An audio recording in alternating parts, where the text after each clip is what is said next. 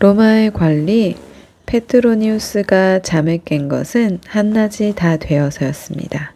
어젯밤 네로 황제가 마련한 잔치에서 늦도록 술을 마셨기 때문이지요.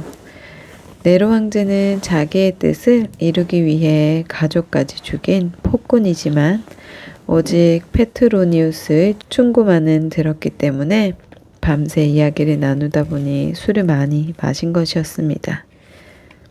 페트로니우스가 피로를 풀기 위해 뜨거운 물에 몸을 담그고 목욕을 하고 있을 때 하인이 들어와 알렸습니다. 비니키우스님께서 나리를 뵙고자 찾아오셨습니다. 뭐라고? 비니키우스가 왔다고? 어서 들라고 해라. 비니키우스는 페트로니우스 누나의 아들로 전쟁에 나갔다가 돌아온 것이었습니다. 페트로니우스는 뛰어난 용모에 씩씩함과 용맹스러움을 갖춘 조카 비니키우스를 누구보다 아꼈습니다. 비니키우스 정말 오랜만이다. 몰라보게 건강하고 씩씩해졌구나. 그래 어쩐 일이냐?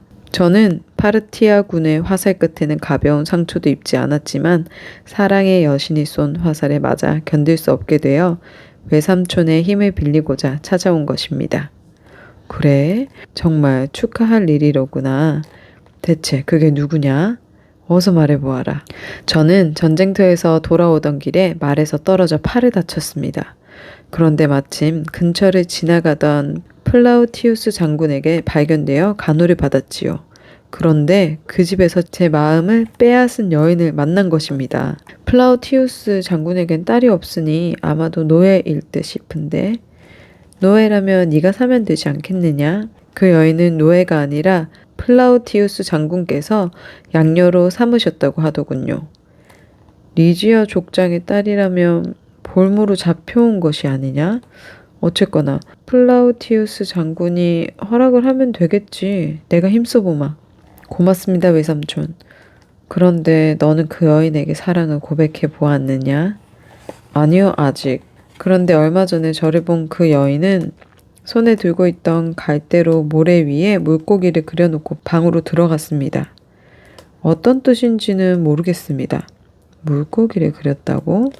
글쎄, 무슨 뜻일까? 이튿날 오후 두 사람은 플라우티우스의 집을 찾았습니다. 페트로니우스는 플라우티우스를 그동안 고지식한 군인이라고만 생각하고 있었는데 집안이 소박하면서도 고상하게 꾸며져 있어 플라우티우스에게 좋은 인상을 받았습니다.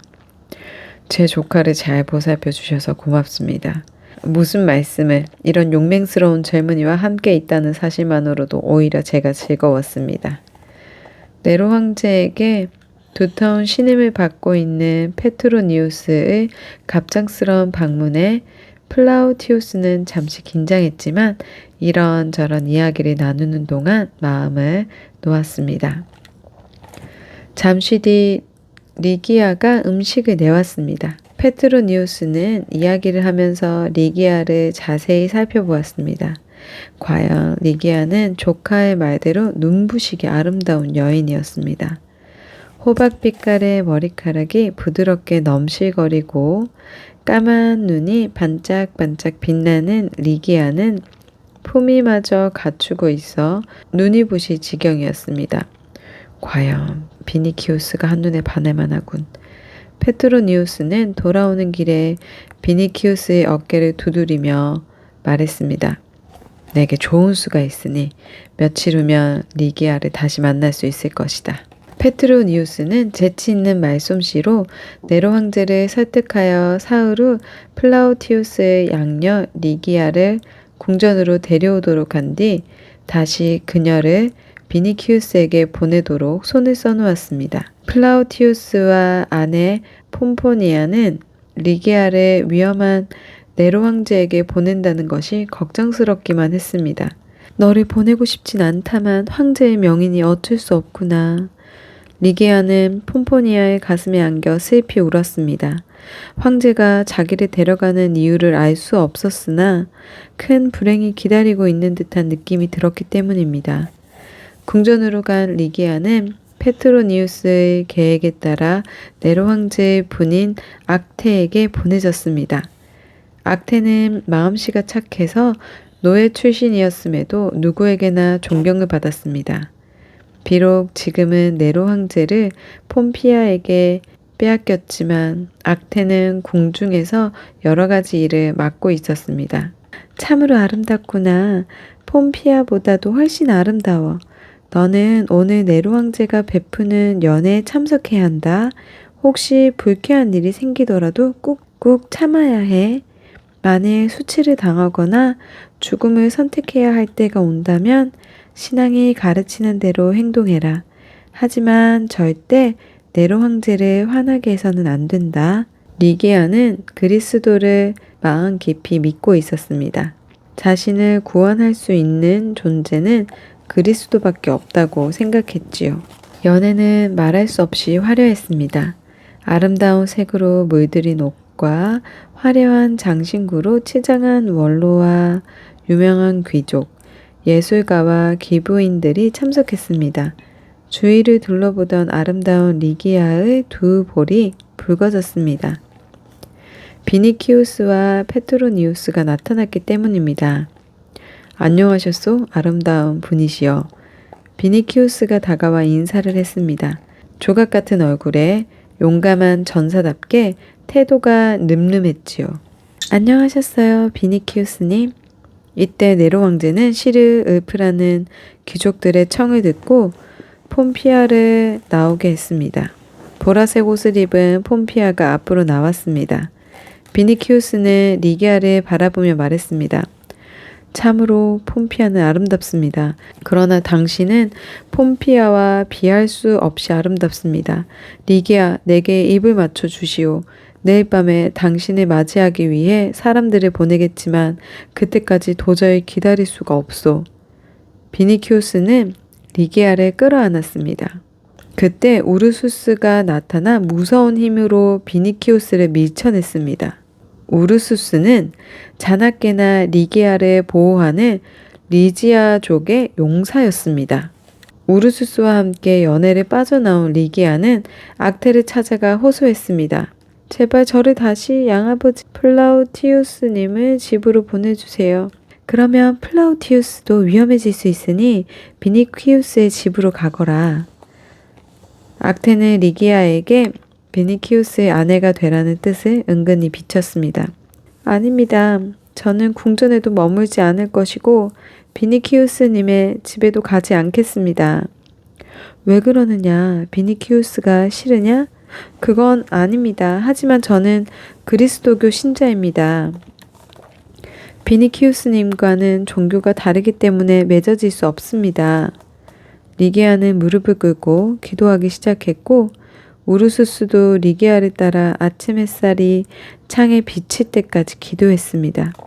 리게아는 플라우티우스 집에 화가 미치지 않도록 비니키우스가 데리러 올 때를 이용하여 우르수스와 함께 로마 밖으로 도망치려 결심했습니다.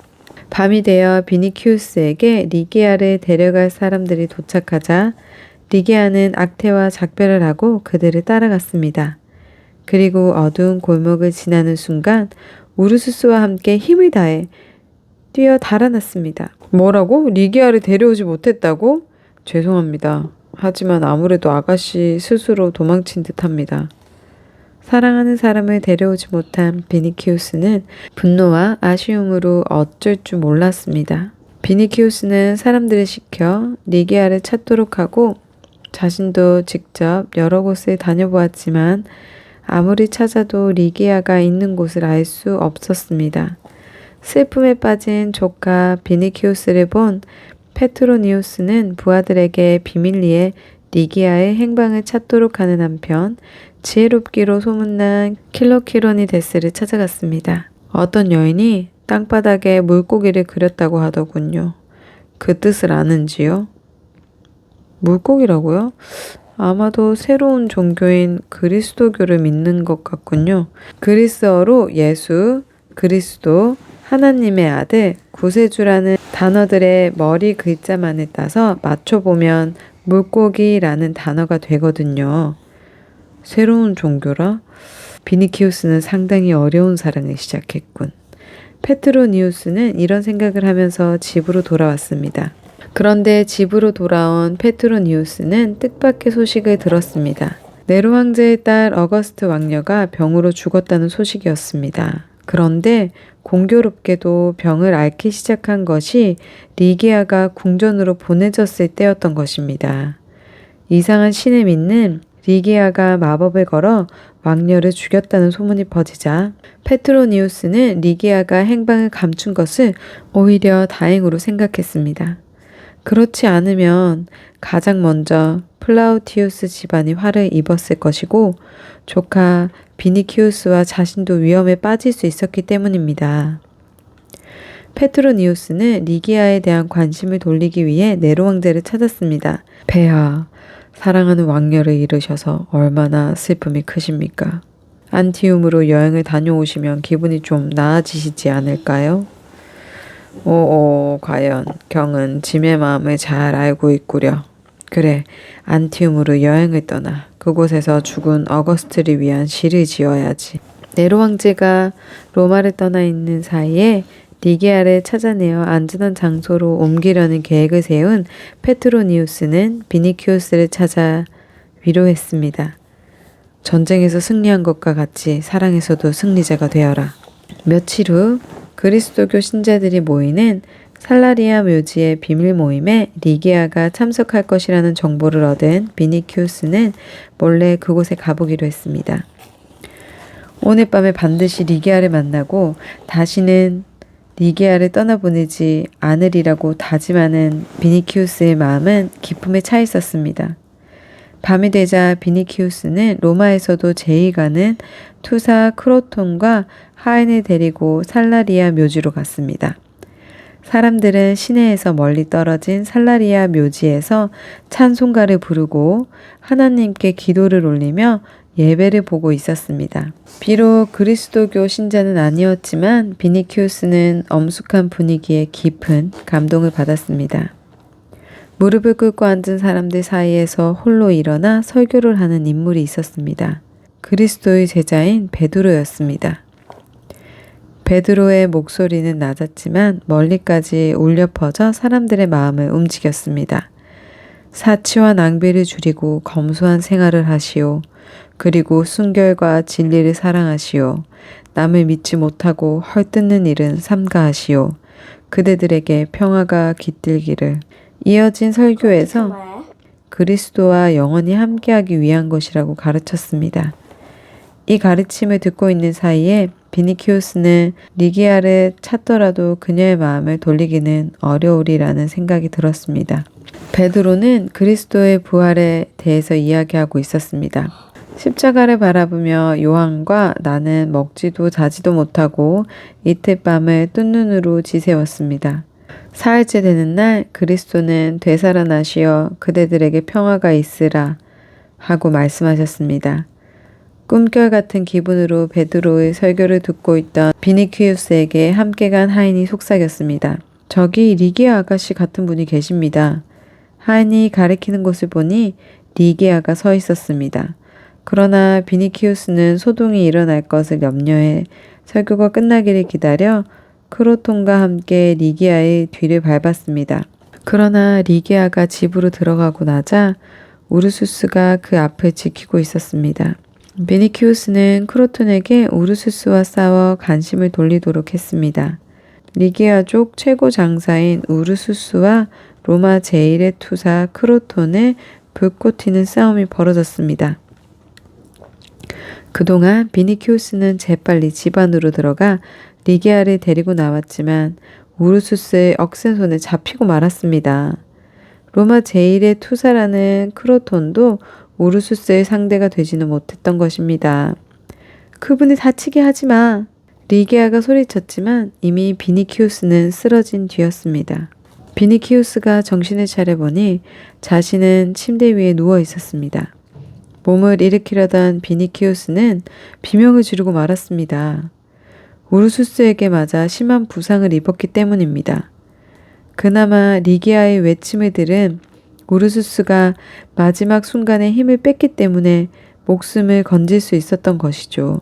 비니키우스는 그리스도교 신자인 의사 글라우코스의 치료와 리기아의 정성어린 간호를 받았습니다.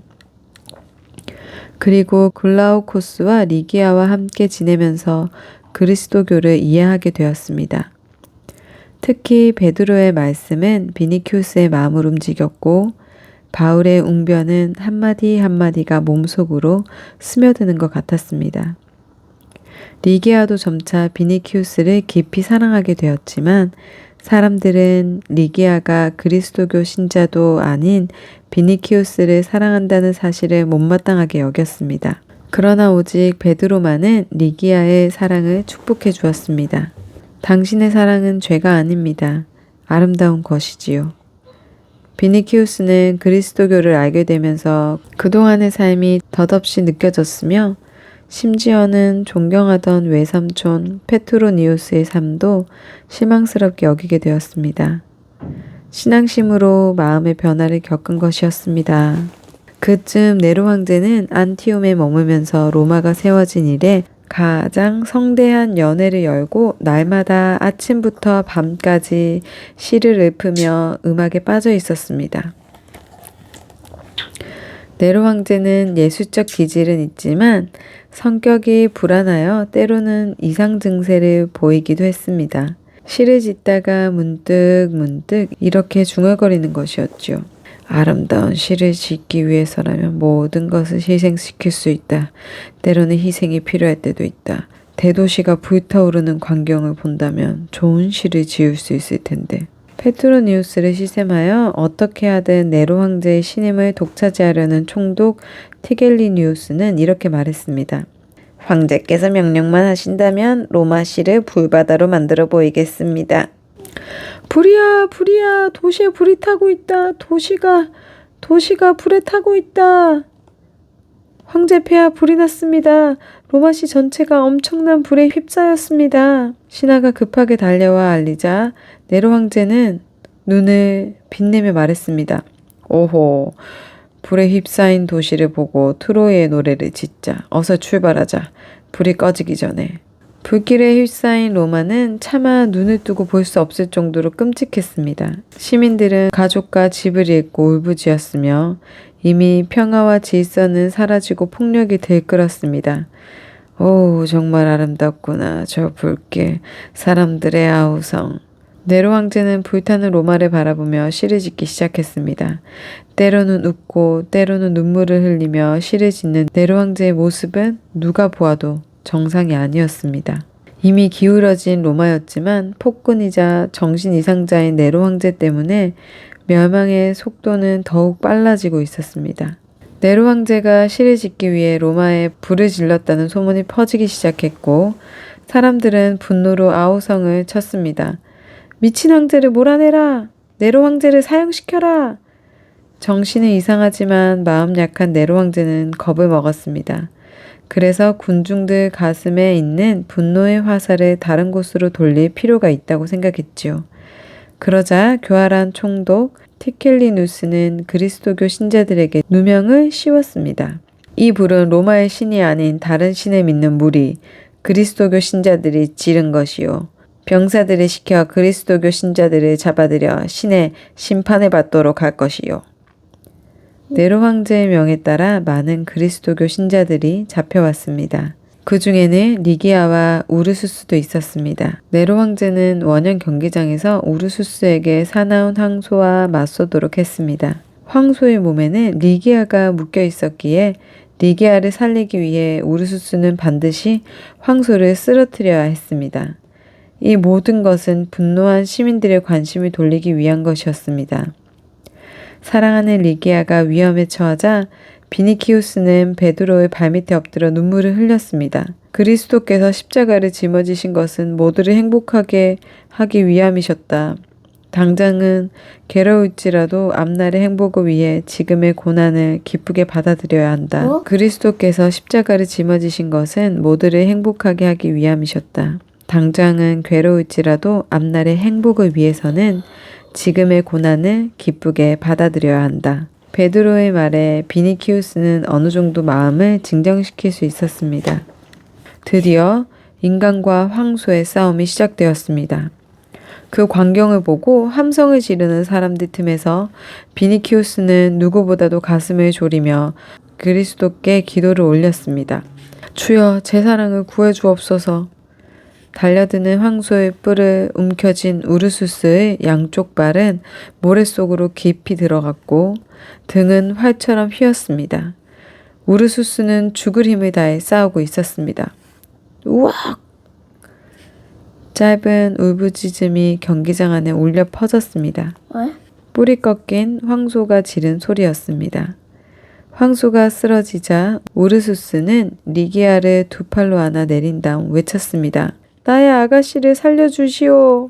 관중들은 우르수스의 엄청난 힘과 주인을 극진히 섬기는 마음에 감동하여 우르수스를 용서하고 리기아를 구하라고 소리쳤습니다. 비니키우스도 경기장 안으로 뛰어들어 불쌍한 여인을 보호하라 하고 호소했습니다. 모든 사람들이 소리치자 네로 황제도 어쩔 수 없이 리기아와 우르수스를 풀어줄 수밖에 없었습니다. 네로 황제가 리기아와 우르수스를 살려주라는 신호를 보내자 경기장 안은 엄청난 함성이 메아리 쳤습니다. 아름다운 리기아 만세! 천하장사 우르수스 만세! 영웅을 숭배하는 로마 시민들의 열광적인 호응으로 그리스도교 신자인 리기아와 우르수스는 목숨을 구할 수 있었습니다. 이 일은 그리스도교 신자들에게 주님의 영광을 더욱 깊이 믿게 하는 동기가 되었습니다. 그리스도교 신자가 점점 늘어가자 네로 황제가 그리스도교 신자들의 지도자 격인 베드로와 바울을 잡으려 한다는 소문이 돌기 시작했습니다. 네로 황제는 그 베드로와 바울 두 사람만 없으면 그리스도교의 세력도 점차 약해지리라고 생각한 것입니다. 베드로가 위험하다는 소식을 들은 비니키우스는 위험을 무릅쓰고 베드로를 찾아갔습니다. 네로가 또 그리스도교 신자들을 체포하려 합니다. 잠시 이곳에 피해 있도록 하십시오. 나는 주의 가르침을 펴기 위해 끝까지 로마에 남아 있을 것이야. 네로에게 맞서는 것은 무모한 일입니다. 베드로님께서는 널리 그리스도의 뜻을 펴야 할 의무가 있습니다. 제발 피하십시오. 결국 비니키우스를 비롯한 신자들의 권유를 이기지 못한 베드로는 동이틀 무렵 소년 나자렛과 함께 로마를 빠져나갔습니다. 베드로가 로마에서 몸을 피하자 비니키우스도 리기아와 플라우티우스 장군 가족과 함께 페트로니우스의 권유에 따라 시칠리아 섬으로 피했습니다. 페트로니우스는 네로 황제가 교활한 총독 티켈리누스를 신임하면서 점점 자신을 미워하게 되었음을 깨달았습니다. 예전에는 페트로니우스의 말만 듣던 네로 황제는 요즘에 들어서는 페트로니우스가 말을 하지 않으면 반대를 한다고 여기고 말을 하면 비꼬는 것이라고 생각했습니다. 페트로니우스는 침착하게 곧 닥쳐올 자신의 최후를 준비하고 있었습니다. 한편 소년 나자렛과 함께 로마를 빠져나가던 베드로는 문득 하늘에서 황홀한 금빛 광채가 비치는 것을 보았습니다. 그 찬란한 빛은 땅에까지 이르렀고 누군가 그 빛 사이로 걸어오는 것이었습니다. 이거 하나님이다. 이거 예수님인 것 같아. 베드로의 얼굴에는 놀라움과 기쁨과 황홀의 빛이 나타났습니다. 베드로는 땅에 무릎을 꿇고 고개를 숙이며 울부짖었습니다. 주여, 어디로 가시나이까? 나자렛에게는 아무것도 보이지 않았고 아무 소리도 들리지 않았지만 베드로의 귀에는 슬프고 맑은 소리가 들려왔습니다. 네가 나의 양떼를 버리고 가니 나는 로마로 가서 다시 한번 십자가에 못 박히겠다. 베드로가 고개를 들었을 때 주님의 모습은 사라지고 보이지 않았습니다. 그러나 베드로의 몸속에는 굳은 의지와 맑은 기운이 가득했습니다. 베드로는 떨리는 손으로 지팡이를 잡으며 발길을 돌렸습니다. 다시 로마로 가자. 베드로는 로마로 돌아와 더욱 열심히 설교를 하고 그리스도교를 알리는 일에 힘을 쏟았습니다. 네로 황제의 종잡을 수 없는 행동과 티겔리누스의 잔인함에 불안한 나날을 보내던 로마인들은 구름처럼 몰려들어 베드로의 설교를 들었고 앞을 다투어 그리스도교 신자가 되었습니다. 모든 그리스도 신자들은 황제가 군대를 거느리고 공격해 오더라도 결코 살아있는 진리는 멸망하지 않으며 오히려 진리의 승리가 시작된다는 사실을 깨닫게 되었습니다. 하지만 안타깝게도 베드로와 바울 두 사도는 네로 황제의 병사에게 체포되어 바티칸의 언덕에서 십자가에 못 박히게 되었습니다. 바티칸 언덕까지 끌려가는 두 사도의 뒤를 많은 신자들이 따랐고 베드로는 세상의 축복을 빌면서 기쁘게 형벌을 받았습니다. 나는 마침내 성스러운 싸움에서 이겼고 신앙의 길을 지켰으니 정의 관은 내 머리 위에 씌워질 것이다. 이 말의 끝으로 베드로는 숨을 거두었지만 얼굴에는 행복한 웃음이 떠올라 있었습니다. 영광스러운 주님의 품으로 돌아갔으니까요. 하지만 두 사도가 죽은 뒤 네로 황제의 정신 이상 증세는 더욱 심해졌습니다. 작은 트집을 잡아 신하들을 사형시켰고 아내 폼피아마저 죽이고 말았습니다. 어느 날 페트로니우스는 편지 한 통을 받았습니다. 조카 비니키우스에서 온 것이었습니다. 외삼촌, 그동안 안녕하신지요? 저와 리기아 플라우티우스 장군님의 가족은 잘 지내고 있습니다. 모두가 외삼촌 덕이지요. 이곳 시칠리아 섬은 매우 평화롭습니다. 눈앞에 펼쳐진 잔잔한 바다에는 우르수스가 배를 띄우고 고기를 잡고 있으며 아내 리기아는 제 곁에서 실을 잡고 있습니다. 어제까지의 괴로움에 비한다면 아주 크고 소중한 행복을 누리고 있는 것입니다. 이것은 모두 주 그리스도의 은혜입니다.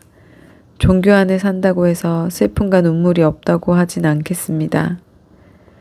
다른 사람을 불행해도 눈물을 아끼지 말라고 했으니까요. 로마 소식을 들었습니다. 베드로님과 바울님께서 십자가에 못 박혀 돌아가셨고 네로 황제의 증세가 더욱 심해졌다는 이야기를 들었지요. 베드로님도 바울님도 죽음 뒤에 주님과 함께하는 삶을 누릴 것이니 오히려 기쁨을 느끼지만 저희는 외삼촌이 걱정되어 견딜 수가 없습니다. 모든 불행은 서로 사랑하지 못하는 데서 일어나는 법인데 지금 로마에는 사랑이 없습니다. 사랑하는 마음 없이 그저 하루하루를 미친 듯 낭비하는 사람들에게 결코 평화와 기쁨은 있을 수 없습니다. 그저 한치 앞을 못 보는 바보들을 소란일 뿐이죠. 부디 외삼촌께서도 하루빨리 악의 도시를 벗어나 그리스도와 저희가 기다리는 시칠리아로 오시기를 빕니다. 비니키우스 드림. 조카 비니키우스의 편지를 받았지만 페트로니우스는 시칠리아 섬으로 가지 않았습니다. 조카는 젊으니 이제 막 아침 해가 뜨는 것과 같은 삶을 살겠지만 자신의 삶은 서산으로 넘어가는 황혼 같다고 생각한 것입니다. 더구나 페트로니우스는 자기 방식대로 삶을 마치고 싶기도 했습니다. 총독 티겔리누스와 세력 다툼에서 지고 네로 황제의 총에도 멀어지자 페트로니우스는 나름대로 멋진 복수를 생각해냈습니다. 네로 황제의 사형 선고가 내려지기 전에 스스로 죽음을 택한 것입니다. 페트로니우스가 스스로 목숨을 끊었다는 소식을 들은 네로 황제는 몹시 분노했고 그 뒤로 증세가 더욱 심해졌습니다. 곳곳에서 폭동과 반란 소식이 들려옴에도 네로 황제는 코웃음만 치며 술을 마시고 시를 읊었습니다. 아무리 네로 황제에게 아첩하는 신하들이라 할지라도 황제가 반란군을 막을 생각은 하지 않고 마치 역사에 없었던 예수가처럼 행동하는 모습은 이해할 수가 없었습니다. 자연히 로마는 걷잡을 수 없이 혼란에 빠졌습니다.